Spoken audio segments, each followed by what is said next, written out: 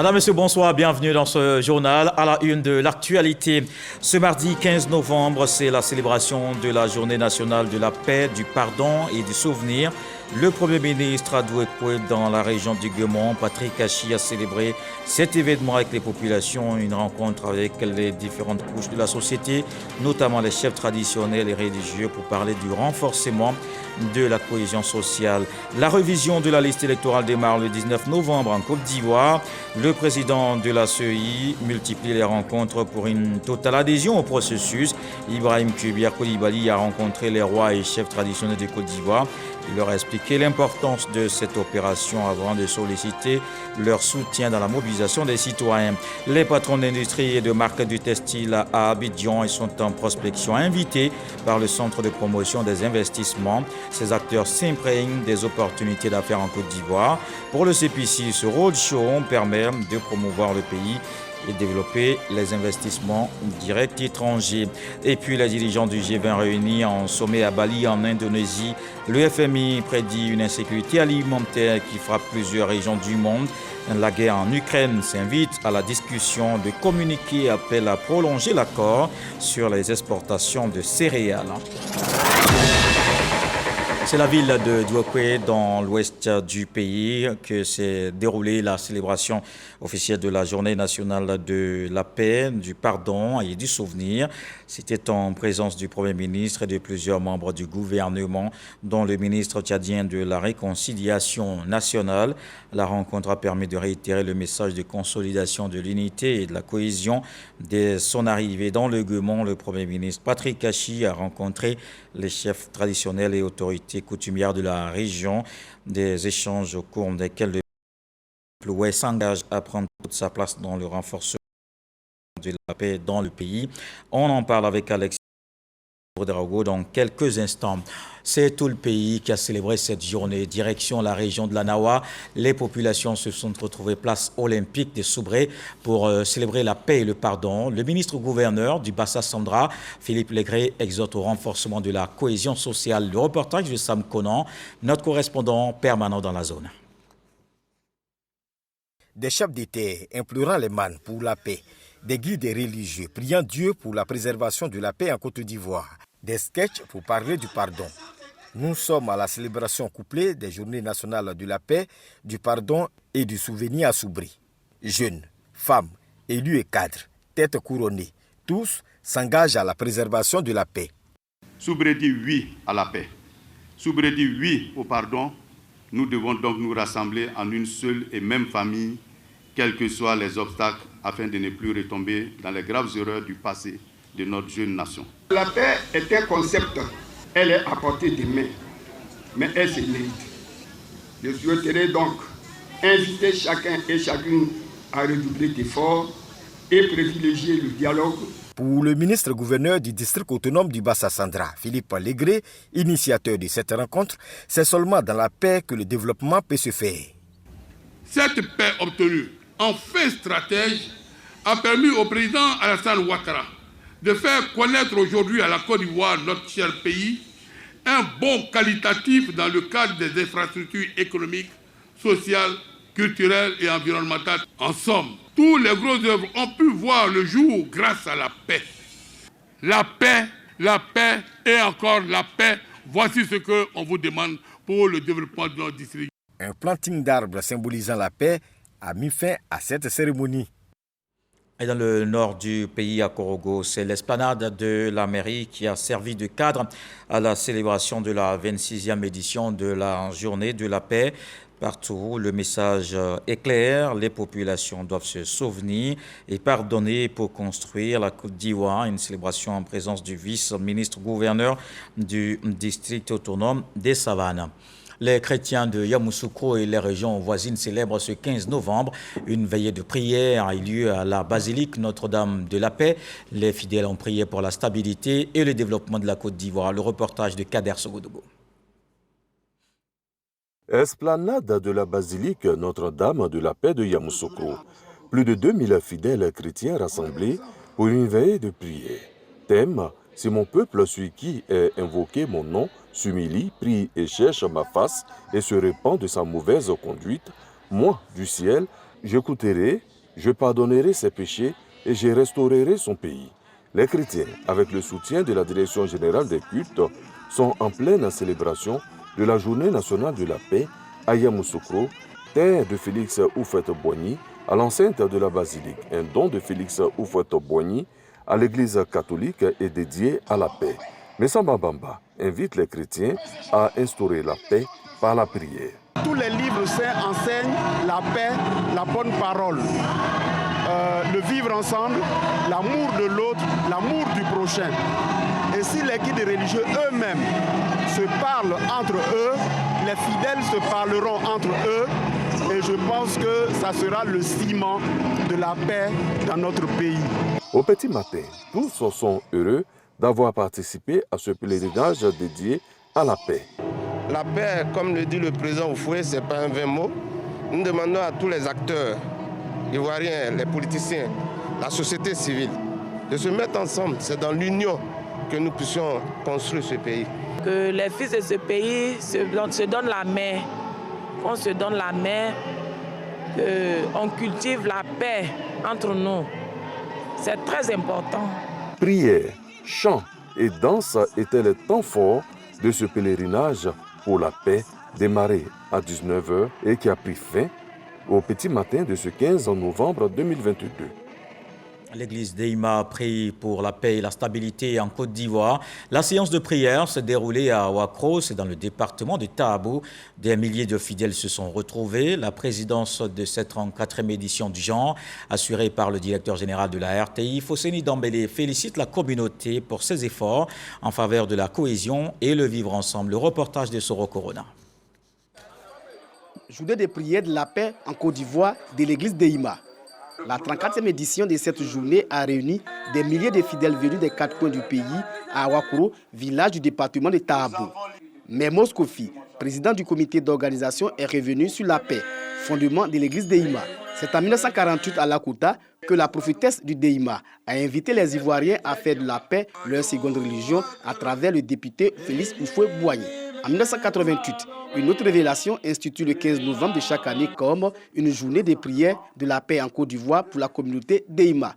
La paix a été désignée par la prophète Baguéounéo. C'est pour cela dans toutes les églises d'Eima, la 3e prière est réservée pour la paix. Alors, nous sommes venus demander la cohésion, la paix définitive, la santé de fer, pour que vraiment notre président soit à l'aise. Il nous a apporté la paix, il parle de la paix, donc nous devons soutenir le président. Le directeur général de la RTI, président de cette cérémonie, salue l'action de l'église d'Eima qui contribue à consolider la paix.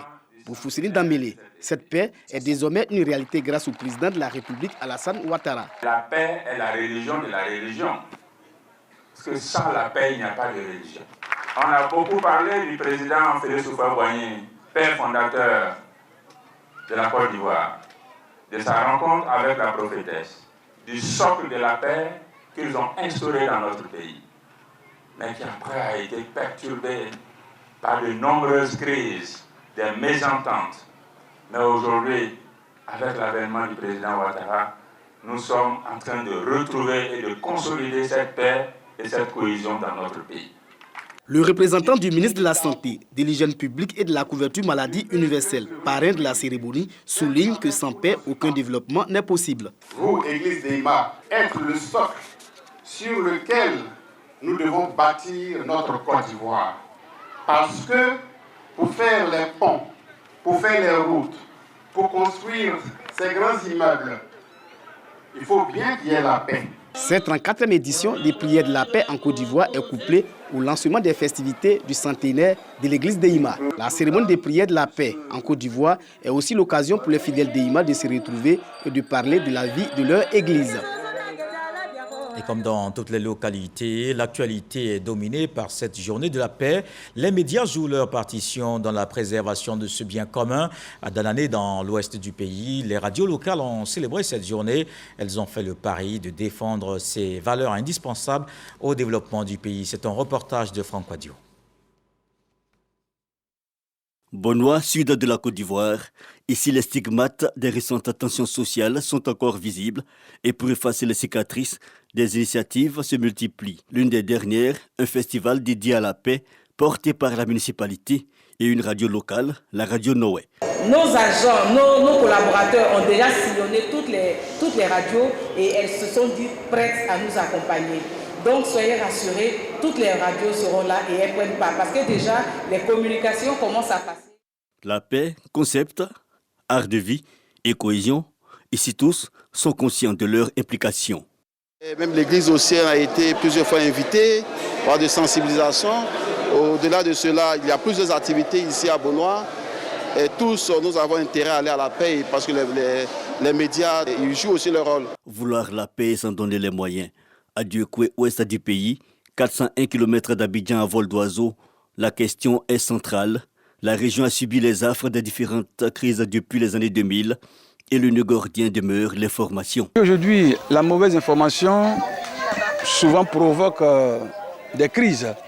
Je crois que nous aurons la chance de pouvoir communiquer le vrai message de la paix, le vrai message de la bonne cohabitation qui pourra aider notre population à vivre vraiment dans la cohésion sociale. L'accès à l'information rapide comme un poison contre la cohésion, longtemps décrié dans la capitale du Guémon, les radios locales, depuis quelques années, s'impliquent. Nous visitons la radio Tidoye. Depuis 2015 que nous sommes là, la quasi-totalité de nos émissions vont vers la cohésion sociale, la paix, le vivre ensemble. Des messages de paix en studio, des émissions thématiques, mais aussi des initiatives en situation terrain. Le média ne manque pas d'ingéniosité. En 2020, pendant les élections, on a eu même à organiser un tournoi dans un village baoulé où les villages et campements guerriers environnants ont participé. Maxime Ekra est le responsable de la production Anitani FM. Ici, l'antenne s'ouvre avec le même rituel. Cette émission, on aura quelques thématiques à aborder. On aura donc, le téléphone sera ouvert. Vous allez donc vous prononcer sur certains éléments relatifs, n'est-ce pas, donc à la paix, à la cohésion au niveau de notre département. La technique est simple, la répétition du message, une technique efficace, selon cet homme du Sirail. Nous avons travaillé à sensibiliser les communautés. Depuis la crise de 2010, nous avons cherché à ramener donc les protagonistes sur le plateau pour faire des émissions de sensibilisation, pour leur dire que Dieukwé est un. Des acteurs motivés et cela porte son fruit. Chaque média a fait l'effort de pouvoir donner l'information vraie parce que franchement ce qui se passait à Dokwé c'était vraiment compliqué et Dokwé n'était pas bon à vivre, mais grâce aux médias en tout cas ils se sont impliqués dans la vraie information et je pense qu'aujourd'hui le résultat est là, Dokwé est vivable et puis c'est bon. Mais le chantier est encore vaste, ces acteurs locaux du paix demeurent néanmoins optimistes. Quand il y avait des soulèvements un peu partout dans les autres zones, les gens attendaient Dieukwé. Vous avez vu qu'en 2020, il n'y a rien eu à Dieukwé. Il y a beaucoup d'organisations ici qui luttent pour la paix, pour la cohésion sociale. Pratiquement plusieurs ONG vont dans le même sens. Autorités administratives, acteurs sociaux et politiques, l'engagement dans le Guémon est multiforme. Dieukwé, un cas d'école parmi tant d'autres. Notons que de 2014 à 2017, l'Union européenne, à travers la radio française RFI, a renforcé sur la thématique de la contribution à la paix les capacités de 16 radios locales, 10 organisations de la société civile et l'URPC, regroupant les radios de proximité de Côte d'Ivoire. Et c'est dans la paix que le développement se poursuit. Les patrons d'industrie et de marques du textile sont présents à Abidjan. Ils sont invités par le Centre de promotion des investissements en Côte d'Ivoire. Ces hommes d'affaires s'imprègnent du circuit de production du coton, un roadshow du CPC qui permet de promouvoir les opportunités et attirer les investissements directs étrangers. C'est ce que nous dit Mamadou Kouassi. Deuxième pays producteur de coton en Afrique, la Côte d'Ivoire veut accroître son taux de transformation estimé aujourd'hui à seulement 2%. Une volonté qui permettra à la nation ivoirienne d'être le hub du développement pour les filières textiles et habillement. Avant cette phase, des investisseurs européens, américains et asiatiques sont à Abidjan. Il s'agit pour le CPC de présenter les potentialités de la Côte d'Ivoire en matière de coton, de textile et d'habillement à ces industriels et détenteurs de marques de renommée internationale. Ceux qui sont là, on a trois sortes. On a ceux qui achètent les produits finis, on a ceux qui achètent les produits semi-finis et on a ceux qui ont toute une gamme de clients dans le monde entier. Et donc aujourd'hui, c'est vraiment une opportunité pour nous de pouvoir présenter notre savoir-faire, de présenter les infrastructures qu'on est en train de mettre en place, de présenter les avantages qu'on met en place aussi pour accompagner le secteur, pour qu'ils puissent vraiment s'imprégner des vraies réalités. Président de cette rencontre dénommée Roadshow, les ministres Suleiman Diarra Souba et Kobeno Kwasi Adjoumani ont rassuré ces investisseurs du climat d'affaires favorable et surtout des mécanismes de croissance de production du coton ivoirien qualifié de bonne qualité. Le climat des affaires est favorable, la sécurité juridique des investissements est assurée.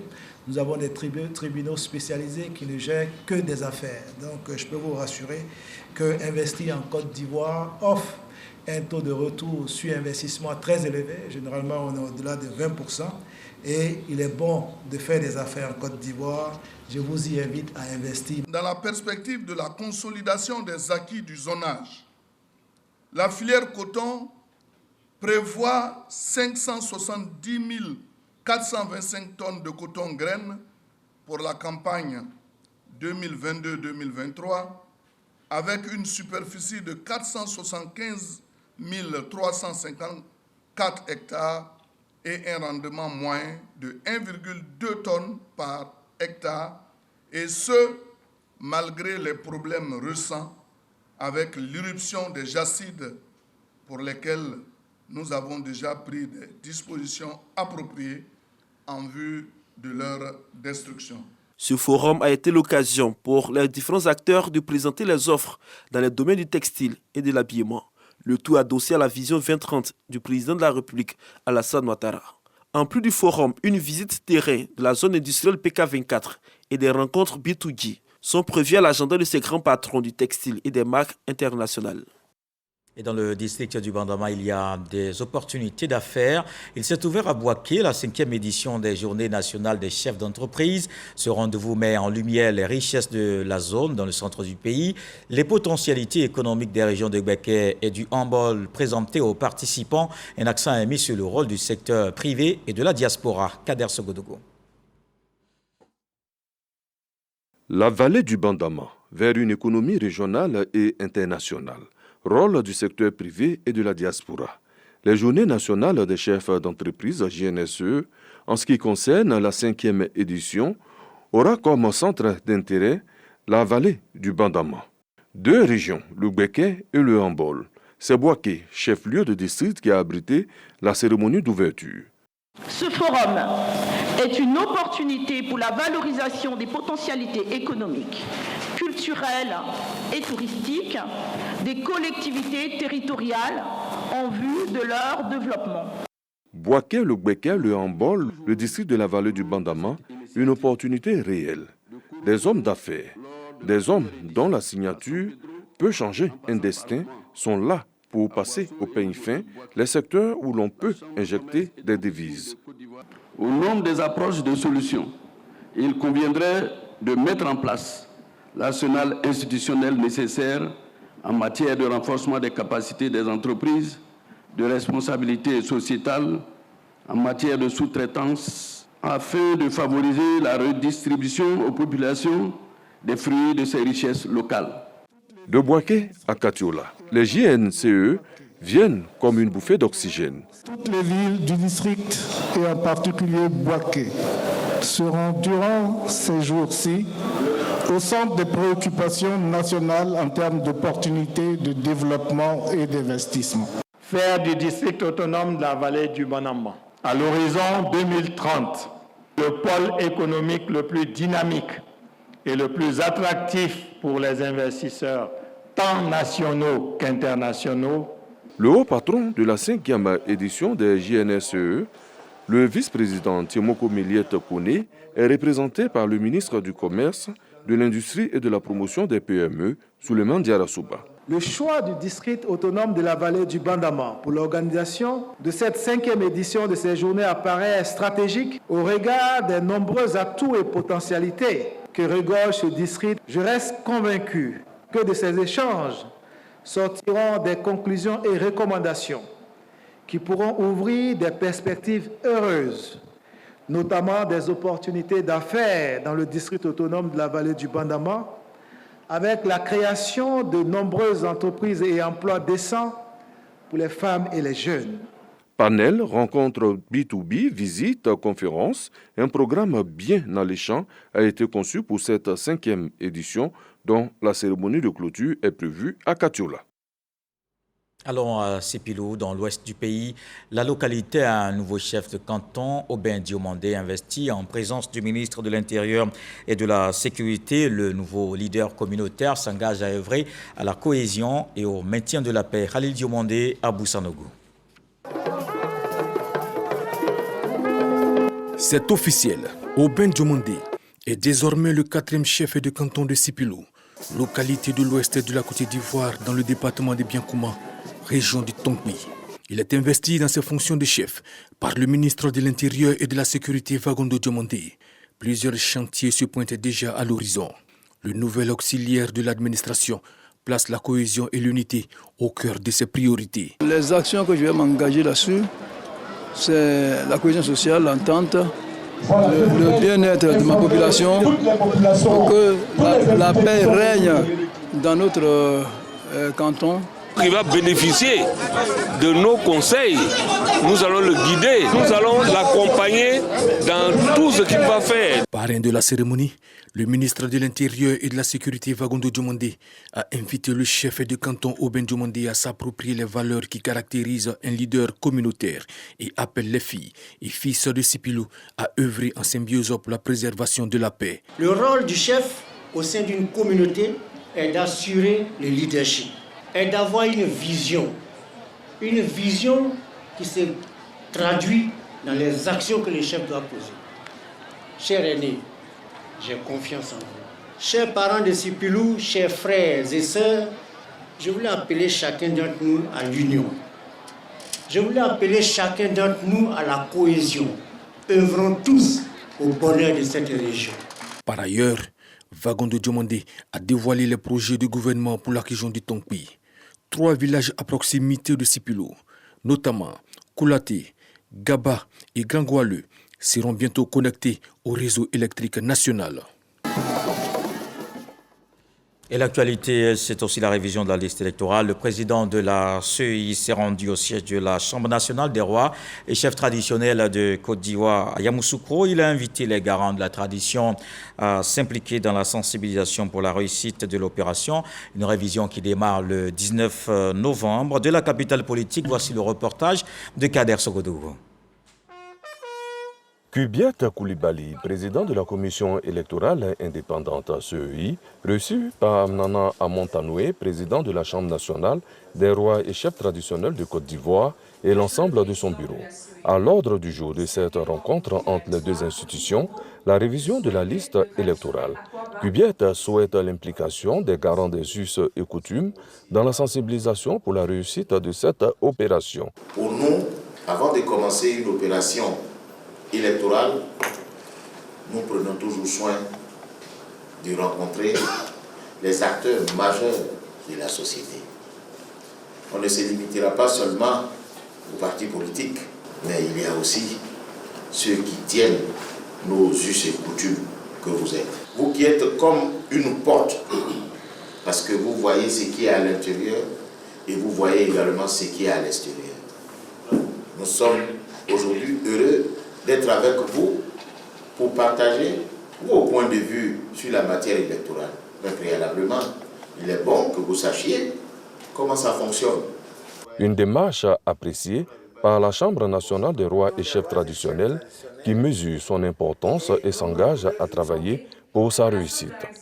La question des élections a toujours été au cœur des préoccupations des rois et chefs traditionnels et nous nous réjouissons de votre visite qui est l'occasion de nous informer davantage sur l'opération de révision de la liste électorale qui se déroulera très bientôt.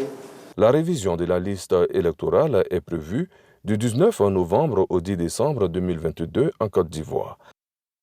Dans l'actualité politique ce soir, des dizaines de militants de l'opposition de la région du Moronou rejoignent le RHDP. C'est ici à Abidjan qu'ils ont pris l'engagement de servir leur nouvelle formation politique. Une adhésion en présence des responsables de ce parti, Gilbert Koné Kafana et Awandoli. On en parle avec Alexis Ouedraogo. La famille RHDP s'agrandit. Plusieurs dizaines de militants issus des partis politiques de l'opposition de la région du Moronou y ont déposé leurs valises. En présence de l'inspecteur général d'État, Awandoli Théophile, et de Gilbert Kafana Kone, président du directoire du RHDP, ces nouveaux militants ont indiqué être venus prendre leur place dans le train de développement en marche sous la houlette du président Alassane Ouattara. Nos oreilles entendent, nos yeux voient.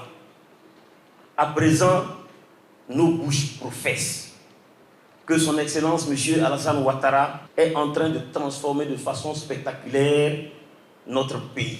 C'est pourquoi nous, anciennement militants et responsables locaux de divers partis politiques dans le Moronou, décidons aujourd'hui d'y apporter notre modeste contribution en prenant place dans le train de développement.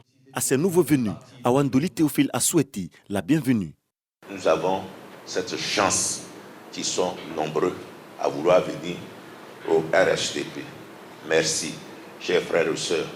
Vous avez fait le bon choix. Vous avez fait le bon choix et je voudrais que vous-même vous applaudissez. Des mots soutenus par Gilbert Kafana Kone. Je voudrais vous demander d'accueillir ceux qui viennent d'arriver, ceux qui vont arriver, et qu'ensemble nous nous donnons la main pour faire la tâche, et qu'en 2023, 2025, que nous soyons toujours les meilleurs. Selon l'inspecteur général d'État, cette adhésion massive au RHDP est à la fois le fruit de l'engagement des élus et cadres du parti, de la région et des actions de développement du chef de l'État au profit des populations. Par ailleurs, il a invité les élus et cadres de la région du Moronou à s'impliquer dans la révision de la liste électorale afin de s'assurer de l'enrôlement des militants, surtout des nouveaux majeurs. C'est un reportage de Moussa Konaté. Des jeunes Ivoiriens de la diaspora, principalement de France, investissent en Côte d'Ivoire. Le ministre des Transports, Amadou Koné, vient de remettre 50 nouveaux taxis-compteurs à leur entreprise. L'État veut ainsi les aider à se réintégrer dans le tissu socio-économique. Une acquisition qui s'inscrit aussi dans le processus de renouvellement du parc automobile. Walter Amadou Ouattara. Avec ses 50 nouveaux taxis-compteurs, l'entreprise bénéficiaire voit son personnel atteindre le nombre de 300. Une avancée notable pour les promoteurs issus de la diaspora ivoirienne de France. Son premier responsable traduit sa gratitude aux autorités du pays. Cela a été rendu possible grâce à la sollicitude de chacun d'entre vous. Nos remerciements vont à l'endroit de notre cher grand président, Son Excellence, M. Alassane Ouattara, sans qui tout ceci ne serait pas réalisable. Le directeur général du Haut Conseil du patronat des entreprises de transport routier, Diaby Ibrahim, encourage l'entreprise bénéficiaire de ces véhicules à se mettre immédiatement au travail afin de respecter les délais de remboursement. C'est pour vous dire, chers acquéreurs, que le matériel que vous allez mettre en marche à partir de demain matin, ayez un seul souci en tête, comment rembourser la banque pour prendre les 100 autres, les 200 autres, les 300 autres, les 400 autres et les 1000 véhicules qui vous attendent. 50, c'est pour ouvrir la porte. 200, c'est pour vous asseoir. Et 1000, c'est pour vous épanouir. À la remise symbolique des clés de ces nouveaux véhicules, Amadou Koné, ministre des Transports, a félicité le docteur Mohamed Kouyaté, directeur général du Fonds de développement du transport routier, qui a piloté cette opération, avant de rendre un hommage au président de la République, Alassane Ouattara. Selon le ministre, à travers un leadership remarquable, le chef de l'État fait chaque jour de la Côte d'Ivoire un pays fréquentable et attirant au plan de l'investissement. Nous sommes à ce jour à près de 500 véhicules qui ont été remis aux transporteurs. Tout ceci pour accroître la mobilité sur la mobilité propre au niveau de la ville d'Abidjan, mais également au niveau des villes de l'intérieur. Dans le cadre du projet de renouvellement du parc automobile, un autre pas important constitue pour moi le droit fil de la vision du chef de l'État, son Excellence M. Alassane Ouattara. Débutée en 2017, concernant le segment des taxis, cette remise tenue à l'esplanade du district autonome d'Abidjan est la 4e du genre. La COP27 se poursuit à Sharm el-Cheikh en Égypte. En marge des travaux, le ministre de l'Environnement a partagé l'expérience de la Côte d'Ivoire en matière de cuisson propre. Jean-Luc Assis avait à ses côtés les représentants des ministres de l'Environnement du Mali, de Madagascar et du Kenya. Selon ces intervenants, la promotion des nouvelles technologies telles que les foyers améliorés s'impose puisque cela réduit les émissions de gaz à effet de serre et lutte contre la déforestation. Envoyés spéciaux Grace Kando et Adama Sangaré. La Côte d'Ivoire, le Mali, le Kenya et Madagascar partagent leurs expériences en matière de cuisson propre. L'utilisation du charbon de bois et le bois de chauffe dans les ménages contribuent à la déforestation et ont des conséquences néfastes sur la santé humaine. Pour les représentants de ces différents pays, l'utilisation des foyers améliorés et les combustibles biologiques sont recommandés. L'expérience au Mali, c'est que nous sommes aujourd'hui en train de créer des zones d'activité énergétique. C'est rassembler les populations, les informer à aller vers des plantations de jatropha dans leur localité. Ensuite, produire les graines de jatropha qui, une partie est vendue à l'unité et l'autre partie est transformée pour produire du biogaz pour le village. Notre première dame est très impliquée dans la filière éthanol. Elle vient de lancer en 2020 la construction d'une usine de production d'éthanol. Bien entendu, tout ça s'accompagne des activités de production des matières premières. On est vraiment en plein là-dedans en ce qui concerne le projet de cuisson propre. Le secteur de la cuisson constitue une source majeure d'émissions de gaz à effet de serre. C'est pourquoi, pour le ministre Jean-Luc Assis, la promotion de ces nouvelles technologies s'impose. Il est important d'abandonner progressivement. Ça ne sera pas brusque, l'utilisation de ces bois de chauffe au profit d'autres sources d'énergie. C'est pour cela en Côte d'Ivoire, nous sommes en train de vulgariser au niveau du ministère à travers la politique gouvernementale et distribuer beaucoup de foyers améliorés pour permettre aux femmes de s'habituer à une autre façon de cuire les aliments. Selon le ministre Jean-Luc Assis, les émissions de gaz à effet de serre du secteur de la cuisson s'élèvent aujourd'hui en Côte d'Ivoire à plus de 2 millions de tonnes équivalent CO2, dont plus de 70% proviennent de l'utilisation du bois de chauffe.